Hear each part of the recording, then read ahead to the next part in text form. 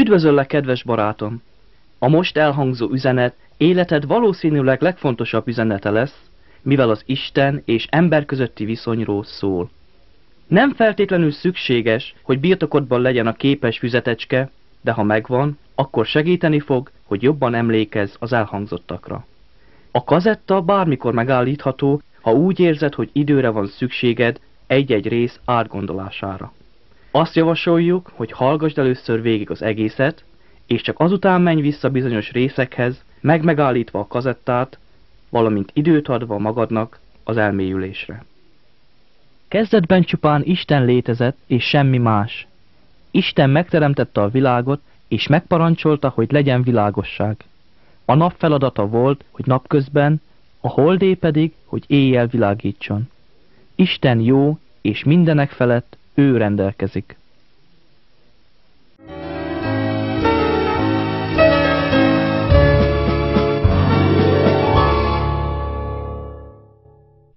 Ez az üzenet Isten könyvéből szól hozzád.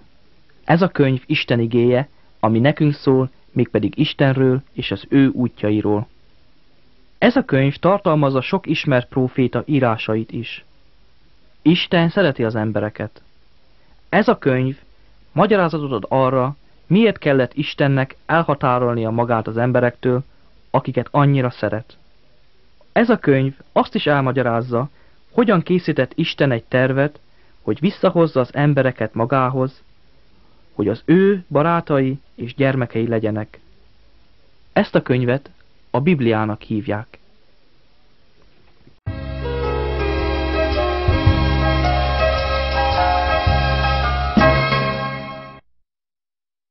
Isten az ő szavai által teremtette a világot. Így szólt: legyen, és lett. Szólt, és megteremtette az eget. Szólt, és megteremtette a tengert. Szólt, és megteremtette a szárazföldet. Ezután ugyanígy megteremtette az összes élőt. A halat a vízben, a madarakat a levegőben, valamint az összes állatot. Így módon Isten mindent életre hívott. Elégedett volt azzal, amit teremtett. Minden, amit Isten teremtett, jó volt. Minden nagyon jó volt.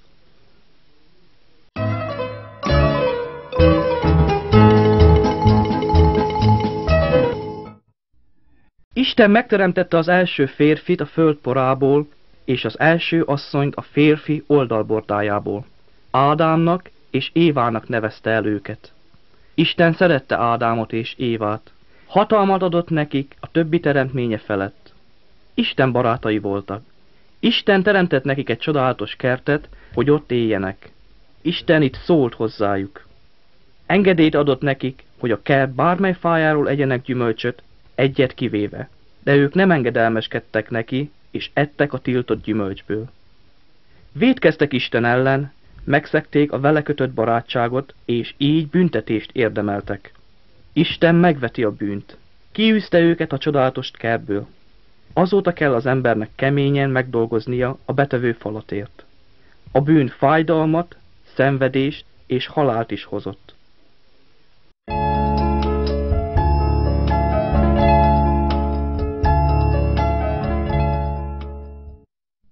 Ádámnak és Évának 2 fia volt, akiket Káinnak és Ábelnek hívtak. Káin irigyelte Ábelt, ezért egy napon megölte őt. Isten megbüntette őt ezért a szörnyű tettért. Isten nagyon szomorú, amikor az emberek bűnt követnek el. A bűn az, ami elválaszt bennünket Istentől. Isten és ember nem élhet tovább szoros baráti kötelékben, ahogyan Isten szerette volna.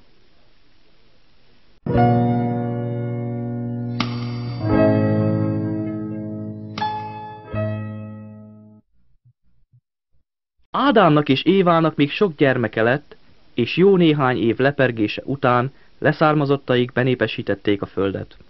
Egyikük sem engedelmeskedett Istennek. Egyre gonoszabbakká váltak. Bűnük akkorára növekedett, hogy Isten elhatározta, egy hatalmas vízözön által elpusztítja őket. Csupán egyetlen ember volt köztük, aki szerette Istent, és engedelmes volt iránta. Noénak hívták. Isten megparancsolta Noénak, hogy építsen egy nagy hajót, és nevezze bárkának. Isten így módon akarta megmenteni Noét, és családját. Nagyon sok évbe telt, amíg a bárka elkészült.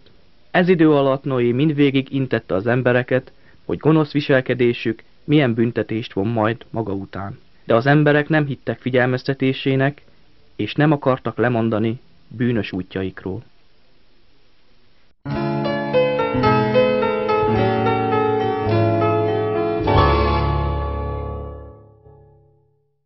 Isten minden állatfajból küldött Noéhoz egy párat, és ő sorban elhelyezte őket a bárkában. Ezután Noé és az ő felesége, valamint 3 fiúk és azok feleségei bementek a bárkába. Csupán 8 ember volt a hajón az állatokkal. Ekkor Isten bezárta az ajtót. 7 nappal később pedig nagy esőzést küldött a földre, sőt, a földi alatti vizek is a felszínre törtek. 40 nap alatt Isten elárasztotta az egész földet. A bárkában lévőkön kívül mindenki odaveszett. Noé és családja azonban biztonságban volt, mert hittek és engedelmeskedtek Istennek.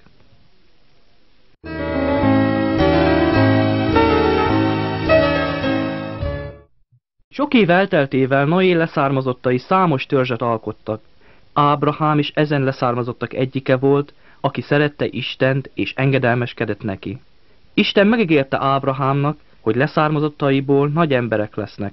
Ábrahámnak és Sárának ekkor még nem volt gyermeke, de bíztak Isten ígéretében. Idős korukra lett egy gyermekük, akit Izsáknak hívtak. Isten ígéretet tett, hogy Izsákon és leszármazottain keresztül valami különlegeset tesz majd. Ábrahámnak voltak még gyermekei, de más asszonyoktól. Ezek egyikét Ismáelnek hívták. Ő lett az arab nemzetek vezetője.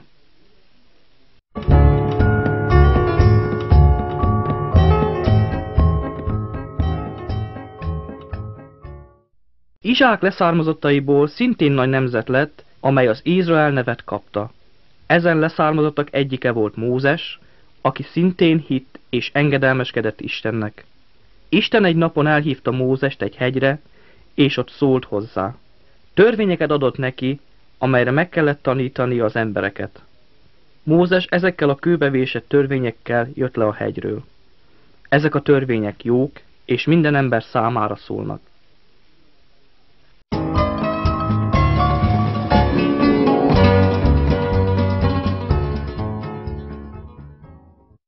Az Isten által Mózesnek adott törvények az emberek javát szolgálják.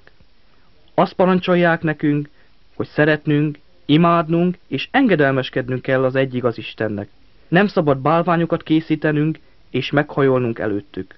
Nem szabad Isten nevét hiába valóan a szánkra venni. Mindenkinek heti egy napot pihenésre és Isten imádására kell szánnia. A gyermekeknek engedelmeskedniük kell szüleiknek, és meg kell őket becsülniük. Nem szabad gyilkolnunk, nem szabad házasságtörést elkövetnünk, nem szabad lopnunk, nem szabad hazugsággal illetni másokat. Végül pedig nem szabad a más tulajdonára áhítoznunk.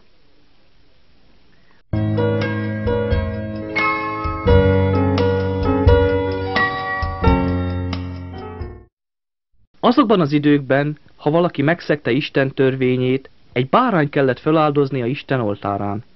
A bárány halt meg a bűnös nevében. Ez emlékeztette a törvényszegőt arra, hogy Istent elszomorítja, ha a törvényét bűnös módon megszegik. A bárány egy másik, sokkal nagyobb áldozatot szimbolizált, amit később maga Isten ajánlott föl. Ezen áldozat által minden ember bűnei eltöröltetnek, akik elfogadják azt. Isten Jézus szándékozta elküldeni, hogy áldozattá váljon. Isten ezt megjelentette sok profétájának, akik meg is írták a jövendőlést a Bibliában. Jézusról így szóltak: íme az Isten báránya, aki elveszi a világ bűneit.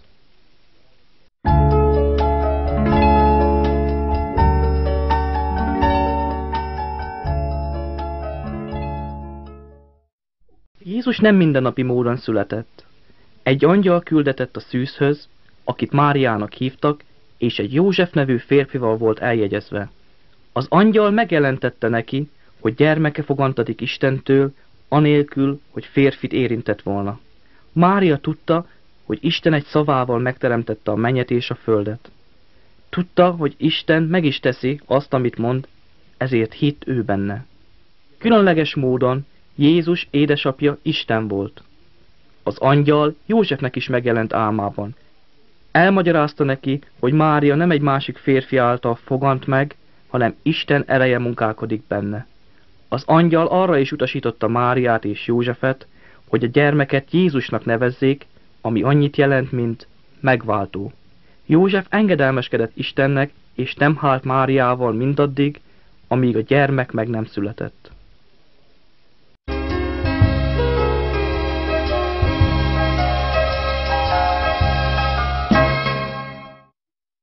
Ez időtájt a király arra hívta fel az embereket, hogy menjenek vissza abba a városba, ahol őseik éltek, hogy névszámlálást tarthasson. Máriának és Józsefnek Betlehembe kellett visszatérnie. Amikor megérkeztek, már sehol nem volt szállás számukra, ezért a tehénistálóban kellett megszállniuk. Itt adott életet Mária gyermekének, Jézusnak. Azon az éjszakán angyal jelent meg a pásztoroknak, akik a közelben birkáikat legeltették. Megjelentette nekik, hogy egy gyermek született a közelben, aki majd az emberek megváltója lesz. Ekkor hirtelen angyalok jelentek meg az égen, akik énekükkel Isten dicsőítették. A pásztorok mind felkerekedtek, hogy lássák a gyermeket, és akivel útközben találkoztak, mindenkinek elmondták, hogyan jelent meg nekik az angyal.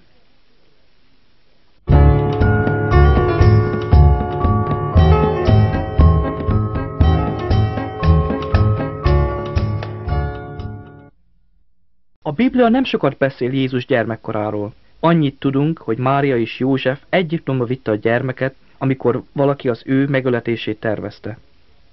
Ezután visszatértek Izraelbe, mégpedig Názáret városába. Jézus növekedett bölcsességben, erőben, és Isten dicsősége volt rajta. Amikor 12 éves lett, szülei elvitték Jeruzsálembe, ahol Istenről beszélgetett Izrael tanítóival és vezetőivel. Meghallgatta őket, valamint kérdezett és felelt kérdéseikre. Mindnyájan meglepődtek, milyen nagy tudással rendelkezik Istenről.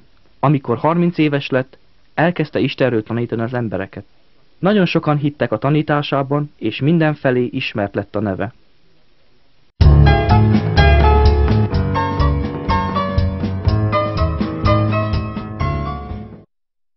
Jézusnak Istentől való hatalma volt arra, hogy csodákat tegyen. Vakokat gyógyított, szavával halott embereket keltett életre, sőt még a tengeren is járt. Sok csodát tett az emberek előtt, hogy ezzel is bizonyítsa, Istentől küldetett, és az ő hatalmával rendelkezik. Bármit mondott, szava valósággá vált. Különleges személy volt ő, és ezt sokan hitték.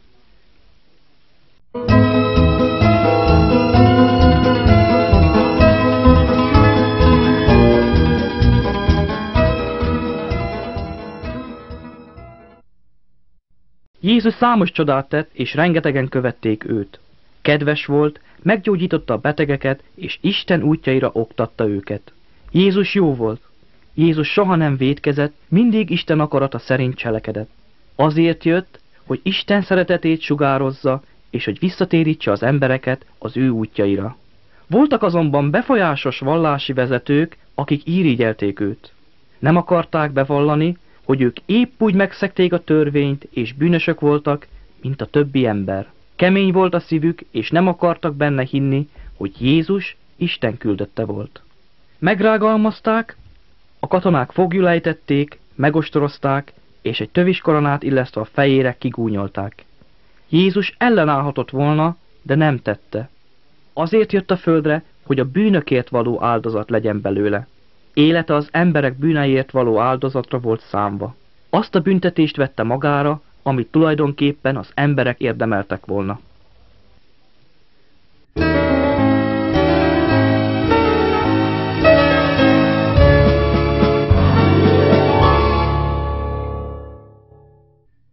A katonák egy fakeresztre szegezték, majd pedig felállították a keresztet, és Jézus ezen függött, amíg meg nem halt. Azokban az időkben az volt a szokás, hogy a legnagyobb bűnözőket ezen a kegyetlen módon büntették meg. Egy másik bűnöst is keresztre feszítettek azon a napon. Jézus azonban nem bűnöző volt, hanem ártatlan. Semmi rosszat nem tett. Azon a napon a mások bűneiért halt meg, nem a sajátjáért. Meghalt az akkor élő és az eljövendő nemzedékek bűneiért is. Az ő halála törli el azoknak a bűneit, akik elfordulnak bűnös útjaikról, és sajátjukként fogadják el ezt az áldozatot.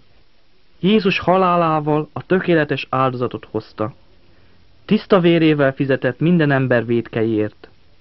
Isten kijelentette, hogy nincs más áldozatra szükség, mert Jézus meghozta a tökéletes áldozatot.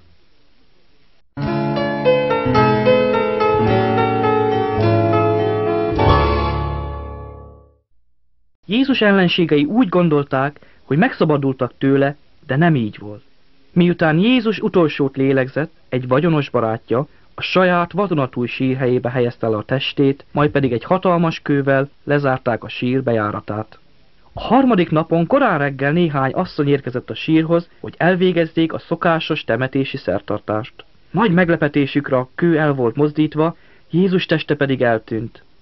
Még jobban meglepte őket az, amikor megjelent két angyal, és tudomásukra hozta, hogy Jézus él. Isten hírvivői világosan kijelentették, hogy Jézus föltámadott a halálból.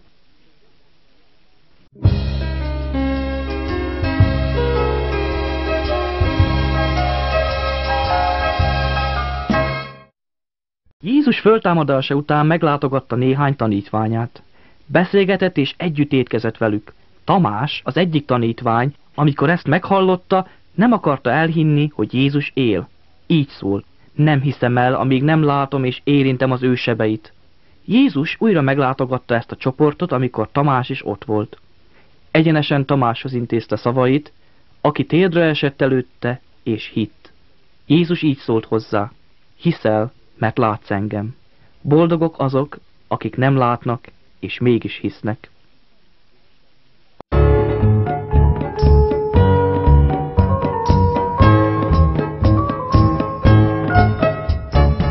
A 40 nap elteltével eljött az idő Jézus mennybe menetelére.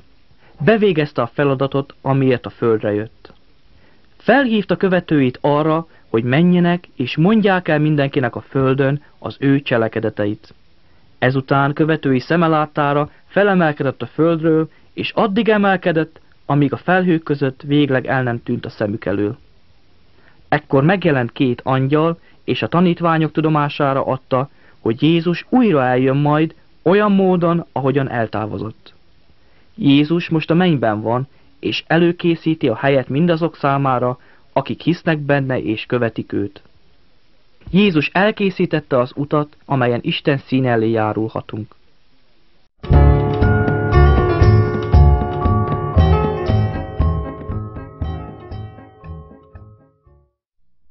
Miért halt meg Jézus a kereszten? Azért, hogy megóvja a bűnösöket a büntetéstől. Jézus soha nem vétkezett. Azért halt meg, hogy elvegye a bűnöket, amelyek elválasztanak bennünket Istentől. A kereszt emlékeztető arra, hogy Jézus Isten szent, bűntelen és tiszta báránya volt. Értünk feszítették keresztre. Ha hiszünk Jézusban és megbánjuk bűneinket, Isten megbocsát. Jézus Isten gyermekeivé és saját barátaivá tesz bennünket.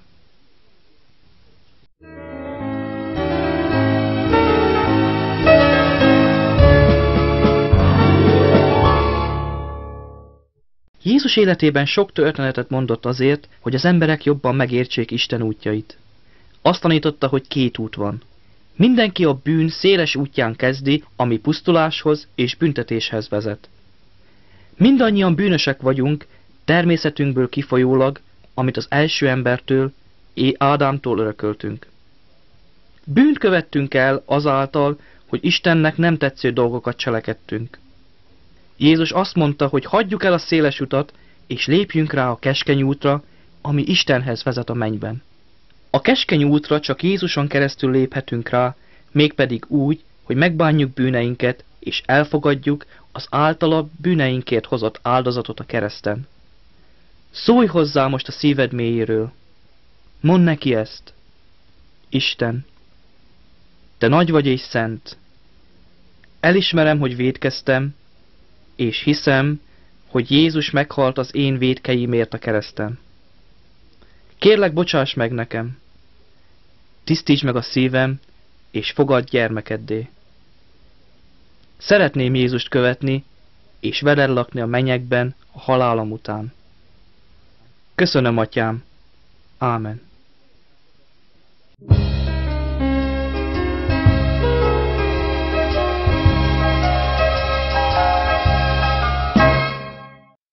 Jézus örömmel fogad minden embert, bármilyen nemzetiségű is legyen, vagy bármilyen nyelvet beszéljen is az. Ha hisznek Jézusban, mindnyájan Isten gyermekeivé válnak. Ám bár számos nemzetiségből valók egy családhoz tartoznak, Isten családjához. Egységet alkotnak az Úr Jézus által. Mindnyájan a keskeny utat járják, ami a mennybe vezet.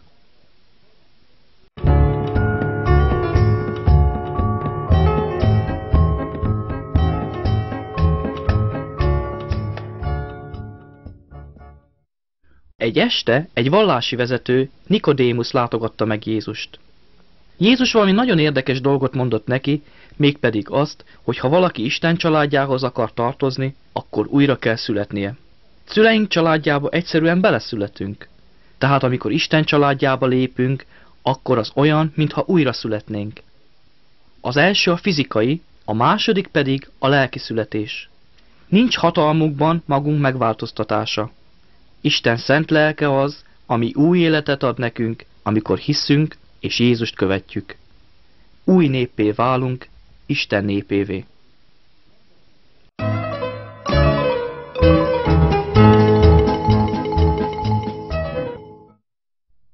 Jézus mennybe menetele előtt megígérte tanítványainak, hogy elküldi majd nekik a szent lelket. 10 nappal mennybe menetele után a zsidók egyik szentnapjukat ünnepelték. Sok más nemzet területén élő zsidó ember jött Jeruzsálembe az ünnepekre. Jézus tanítványai szintén ott voltak, egy helyen összegyűlve. Hirtelen a Szentlélek leszállt rájuk és betöltötte őket, ahogyan azt Jézus megígérte. A jelenlevő különböző nemzetiségű zsidók nagyon elcsodálkoztak, amikor mind a maga nyelvén hallotta a tanítványokat beszélni arról, milyen csodálatos dolgokat tett Isten. Isten lelke hatalmas és minden igaz keresztény emberben él. Erőt ad nekik a Jézus iránti szeretetre és az ő követésére.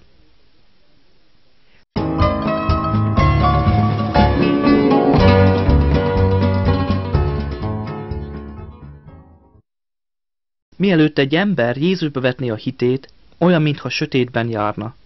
Gyakran felbukik és bűnbe esik, mert nincs fény, ami irányítaná őt. Amikor Jézusba vetjük a hitünket, akkor olyan, mintha egyenes úton járnánk, ragyogó napsütésben. Jézus azt mondta, én vagyok a fény a világban. Ha valaki követ engem, nem fog többé sötétségben járni. Isten szent lelkét küldi el, hogy segítsen és tanítsa a hívőket az ő útjaira.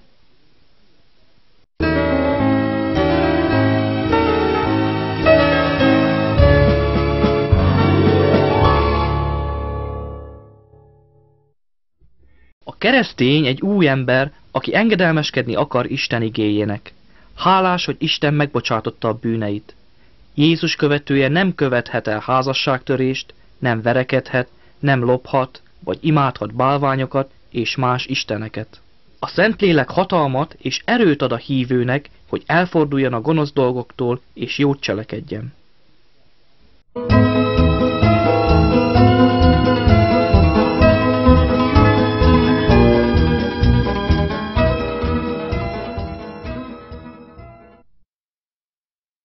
Ha egy család Isten útját járja, akkor a férj szereti a feleségét, és a feleség becsüli a férjét. Ez az, amit Isten igéje parancsol. A házaspár segíti, bátorítja egymást, gyermekeiket pedig Isten szeretetére és az ő igéje iránti engedelmességre oktatják. A keresztény család együtt imádkozik és munkálkodik Isten dicsőségére.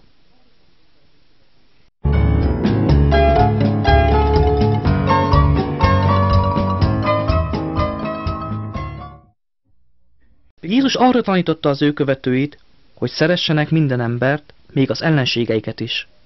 Segítenünk kell minden embernek, aki szükséget szenved, még akkor is, ha más nemzethez vagy felekezethez tartozik.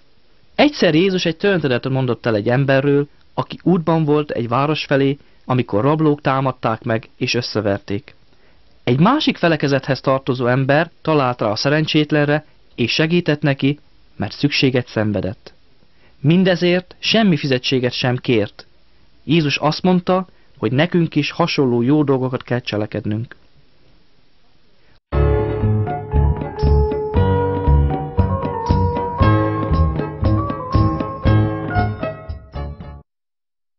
Vannak olyan emberek, akik kapcsolatban állnak a sátánnal, vagy gonosz lelkekkel, esetleg bálványokban hisznek, mielőtt Jézus követőivé válnak. Jézus követőinek nem szabad barátságban állni gonosz lelkekkel. Nem kell tőlük félnünk és szolgálnunk őket. Az Úr sokkal hatalmasabb, mint a sátán, az ördögi lelkek vagy a bálványok. A keresztény hívők mindentől megszabadulnak, ami a sátánnal kapcsolatos. Nem kell tőle félnünk, csak Isten segítségét kell kérni, hogy megvédjen bennünket.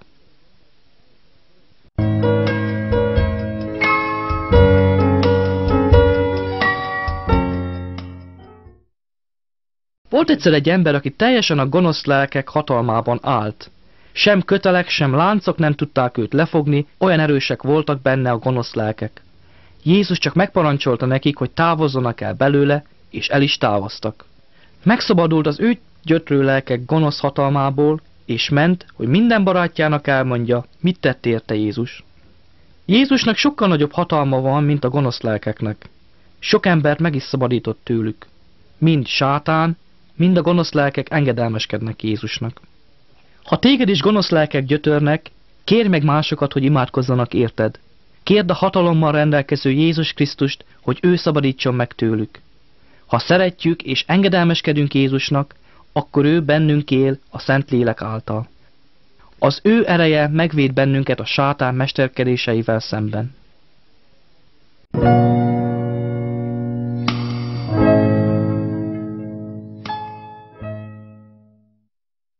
Sátán gyakran megpróbálja eltéríteni Isten gyermekeit az Úr Jézus követésétől.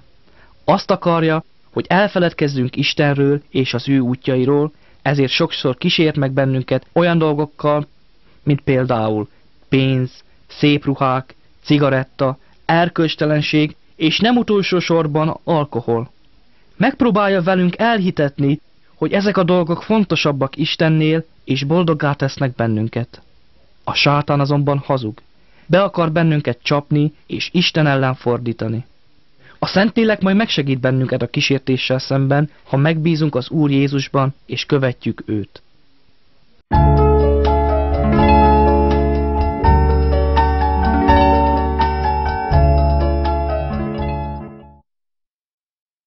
Jézus egy másik története. Egy fiatal férfi egy napon elhagyta otthonát, messzire elvándorolt, és sok gonosz dolgot cselekedett. Paráznaságot követett el, az apjától kapott minden pénzt eltékozolta, és rengeteget vétkezett. Miután minden pénzt elköltött, éhínség köszöntött rá, szegény lett, és koplalnia kellett. Megbánta már bűneit, és visszatért atyjához, hogy bocsánatáért esedezzen.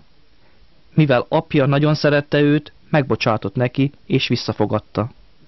Ez a történet is példázza, hogy ha vétkezünk, meg kell azt bánnunk, el kell fordulnunk a bűntől, és így, mivel Isten nagyon szeret bennünket, és mivel Jézus feláldozta magát értünk, bűnünk megbocsátást nyer. Isten visszafogad bennünket.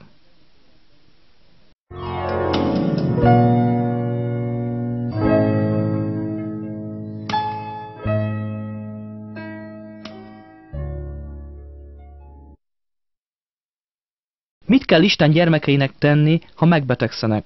Imádkozniuk kell Istenhez, Jézus nevében, és hinniük, hogy ő azt cselekszi majd, ami a legjobb számunkra. Nem szabad máshoz imádkozniuk, vagy kabalában keresni a választ. Isten, ha úgy akarja, meg tudja gyógyítani az embert, vagy segít neki megtalálnia a megfelelő orvosságot. Isten szeret bennünket, és minden szemmel tart, ami a gyermekeivel történik. Megvéd bennünket a sátántól is, tehát nem kell félnünk. Jézus békét ad nekünk a nehézségek idején is.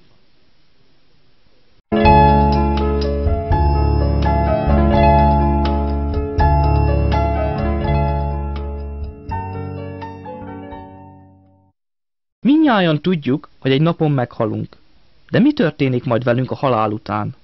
A Biblia, vagyis Isten igéje azt mondja, hogy amikor egy keresztény meghal, a lelke az Úr Jézus Krisztushoz költözik, és így barátainak nem szabad gyászba borulniuk.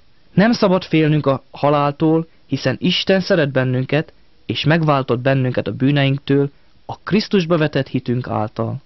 A nem hívők nem ismerhetik majd meg ezt a halál után Istennel töltendő csodálatos jövőt. Büntetés lesz a részük, mert visszautasították Isten útját.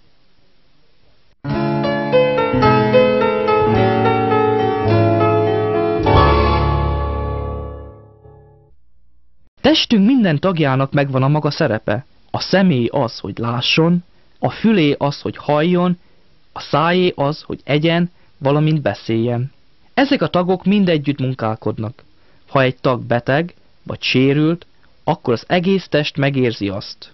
Isten azt mondja, hogy a hívők is egy test tagjai, mégpedig az egyházé. E test feje az Úr Jézus. Istennek minden keresztény számára van munkája, például tanítás, éneklés, gazdálkodás, vagy éppen főzés. Mindenkinek tevékenykednie kell az Úr Jézus dicsőségére azért, hogy az egész test erős legyen. Minden hívőnek szeretnie kell egymást, és együtt kell működnie, máskülönben a test legyengül.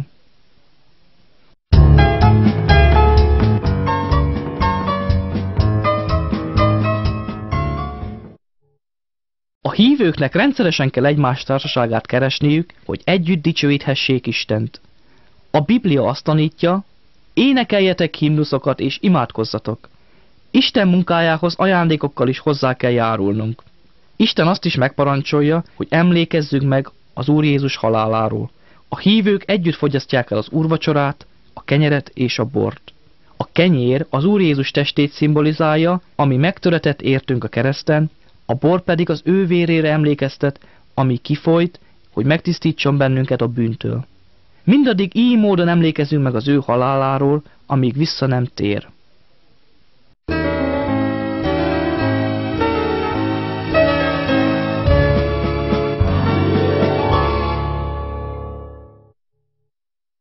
Egy napon az Úr Jézus visszatér közénk a mennyből, ahogyan megígérte. Visszajön, hogy összegyűjtse Isten családját. Föltámaszt majd minden hívőt, aki már meghalt. Sírjaik üresen maradnak. Minden életben lévő hívő velük tart majd. Az Úr Jézussal a levegőben találkozunk, és végleg vele maradunk.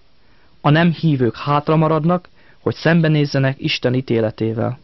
Nem tudjuk, hogy Jézus mikor tér vissza közénk, de készen kell állnunk és várnunk rá.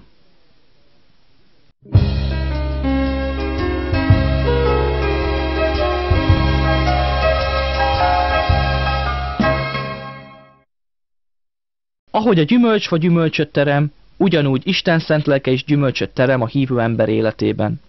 Jézus azt mondta, én vagyok a szőlőtőke, és ti vagytok a szőlővesszők. Ha megmaradtok bennem, és én ti bennetek maradok, sok gyümölcsöt teremtek majd. Isten szent lelke szívünkben él és munkálkodik. A gyümölcs, amit bennünk terem, nem más, mint a szeretet, öröm, béke, türelem, kedvesség, jóság, hűség, alázatosság és önuralom. Ha a fa ágai nem teremnek gyümölcsöt, akkor le kell őket vágni és elégetni. Jézus követőinek sok gyümölcsöt kell teremniük, hiszen ez dicsőíti és magasztalja Istent, a mi mennyei atyánkat.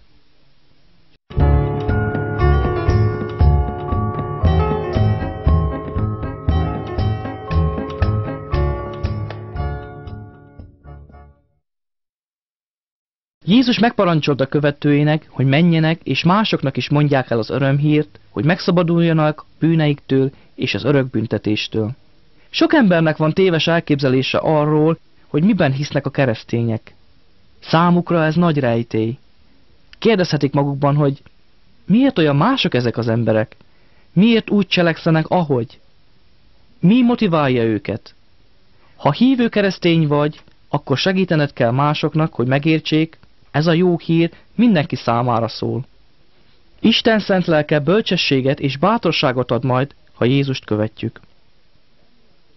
Kedves barátom, remélem, hogy ez a kazetta segítségedre volt abban, hogy jobban megértsd, miben is hisznek a hívő keresztények, és azt, hogy hogyan kell cselekedniük. Érdemes lenne visszatekerni és meghallgatni még egy párszor ezt a kazettát.